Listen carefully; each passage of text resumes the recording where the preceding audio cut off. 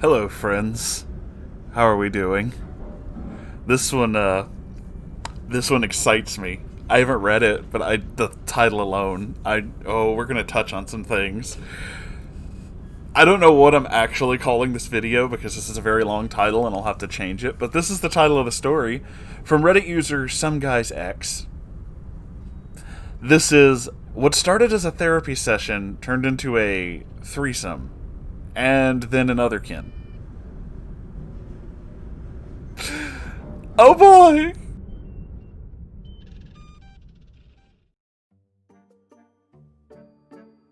Hello, Moonhorse. Hello. Sango and the Celestial Herd. I just recently joined your community. Well, welcome. I'm glad you're here. And I've had a blast hearing all of these stories.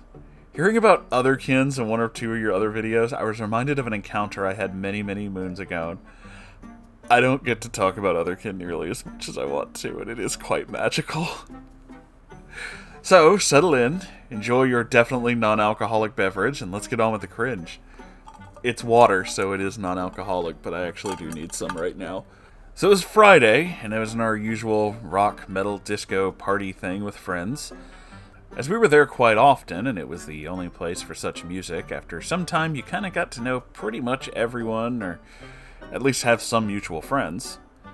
Other than that, if you're lonely, you could just go to some strangers and look for company. It was that kind of place. I was in the smoker's room, where the music was not blasting as loud as in the main hall, so you could actually understand one another, talking to some friends when this guy came to me from the side and asked very shyly if he could talk with me for a moment.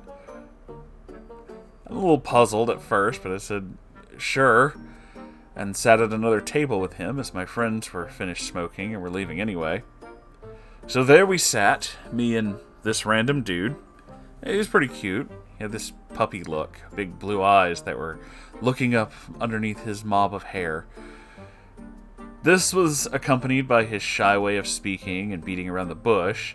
He talked a lot until I got to what he was going on about. He talked about his girlfriend for like half an hour and stuff going on with them, and I thought, okay, someone just wants to rant about their problems. That's, whatever, it's fine. It's not the first time I was out and suddenly found myself consoling some total stranger.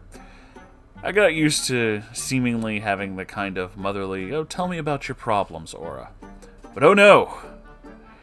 Suddenly, it was about his birthday, which was tomorrow, and his girlfriend wanting to give him a threesome.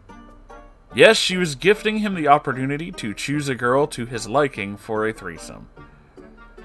Okay. I'm flattered in a sort of off-put way, but declined. I'm already with someone.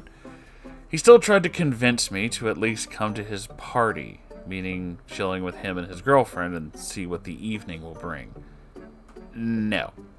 This is also not the weird part of the conversation. No harm in asking, right? The weirdness, which made me cringe, starts right about here. He takes my hands in his, looks me deep in the eyes, and says, I know what you are. What? Apparently, I'm a Nephilim. Oh, God. Oh, no, I know what that means. Like him, hence the name. For those unfamiliar, a Nephilim is some kind of superhuman which is born from a demon and an angel. Uh-huh. Looks like a human, but has powers or some shit. I actually had to look that up afterwards because I didn't know what the fuck he was talking about. I see someone else has played a lot of the DMC reboot. Cool. He rambles on in this conspiratorial tone about how he knows how I feel and that we don't belong with the others, feeling like outsiders, etc. And not only am I a Nephilim, but I'm his long-lost soulmate, called insert some name here that I forgot. And he's been looking for me for centuries. Oh, good God. Yeah, that's about when I left. I kind of thought that maybe he lost a bet or he was just fucking with me or something. But I came to realize that, no, he is serious. Wherever I was, whether I was dancing with friends or chilling at the bar or in the smoking room, he would follow and stand a few meters away from me in the crowd, just looking at me. Creepy. Luckily, nothing followed after that, and I never really saw him again. Apparently, he wasn't a regular there. So yeah, that was my encounter with a real-life otherkin in the wild who tried to convince me I was one of his kind. I hope the story got some laughs out of you, and always remember, when you're feeling like an outsider, and as if you don't have a place in the world, it's not depression or anxiety. You're just the superhuman product of an angel or a demon getting it on.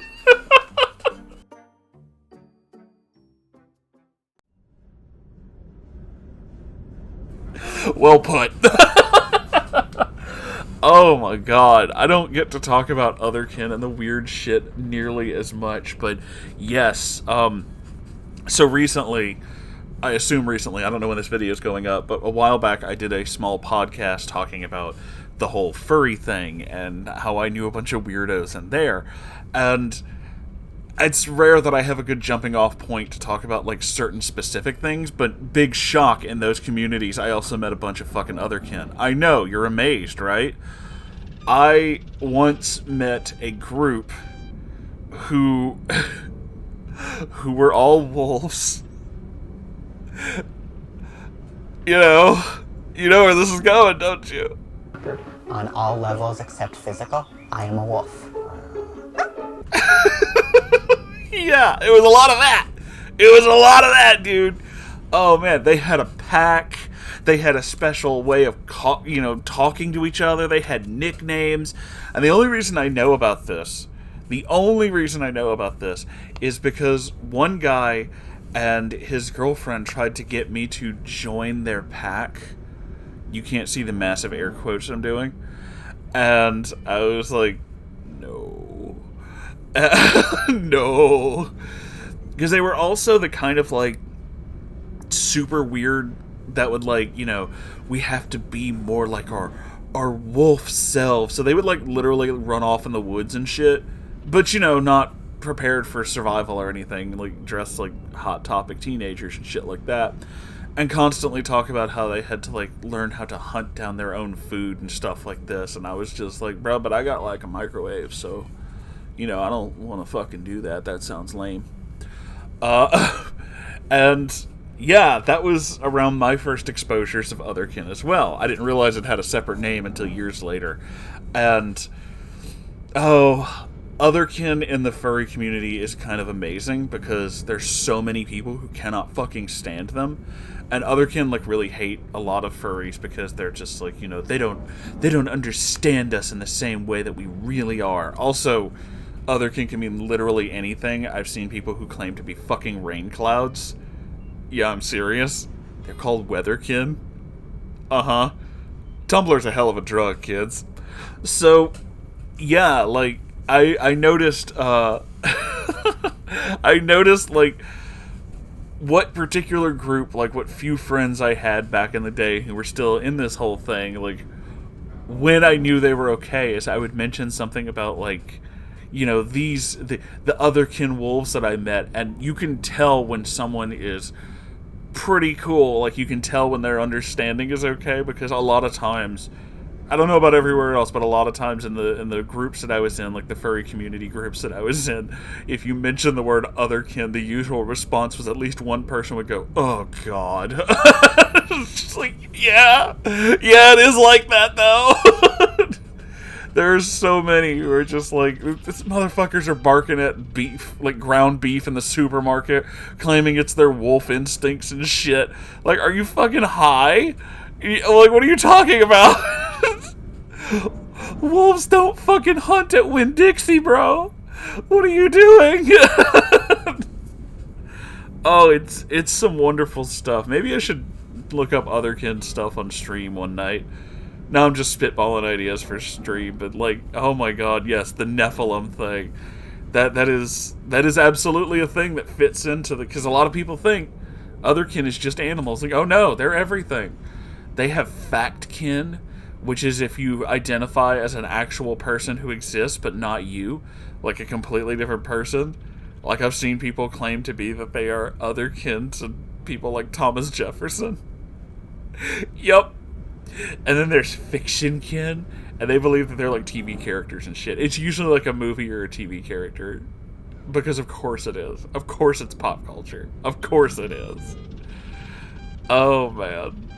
See, that's the beauty, like the difference I noticed. Maybe not the same thing now, but the difference I noticed from back in the day is in the fur community, you may dress up like a giant fucking tiger, but you know that you look like a fucking weirdo. You know that it's weird. You're fully aware of the fact that a 6-foot humanoid tiger is not a normal thing. And you're not expecting it to be treated like a normal thing. Like, yeah, it's odd, but it's a thing, you know? But other kin are very specific about how they get treated normally. If they find this video, they'll be mad at me, but whatever. I don't even fucking care. I'm a shitlord, and you already knew that. So...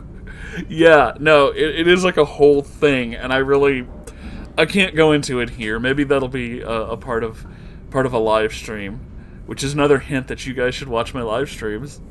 They're on every Saturday, and they're usually stupid. It's usually something stupid I found, or a stupid game, or just some other nonsense.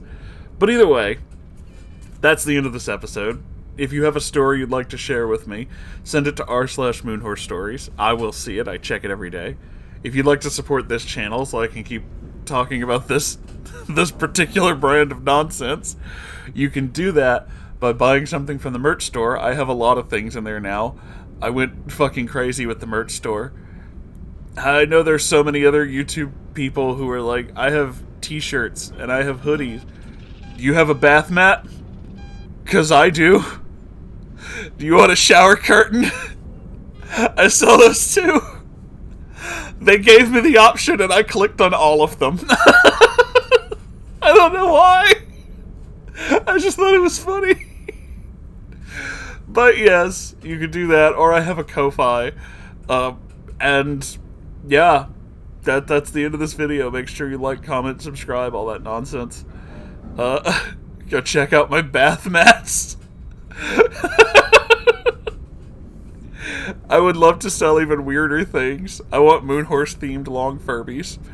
I don't think Threadless will make those. I'll probably have to make those myself. But either way, I love you all, and I'll see you in the next video. Goodbye, everybody.